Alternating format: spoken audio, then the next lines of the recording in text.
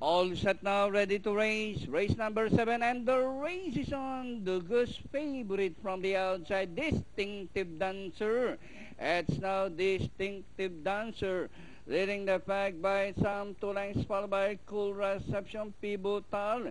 Racing on the outside for Swirl, the favorite, make no mistake, is racing in fifth by the Royal Ares, alongside Speed to Riches. Down second last is Abon's Treasure, and the goose favorite is running at the tail of the field. Distinctive Dancer, Pivotal, Cool Reception, Swirl is racing in fourth, make no mistakes, racing in fifth, and Royal Ares. Rounding the far turn, Distinctive Dancer, Pivotal, Cool Reception, Swirl is on the outside, make no mistake, Royal Ares.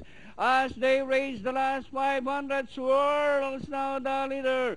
Cool Reception down on the inside is Pivotal.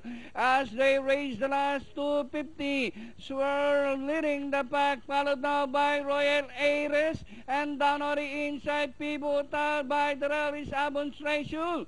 Swirl, Royal Ares.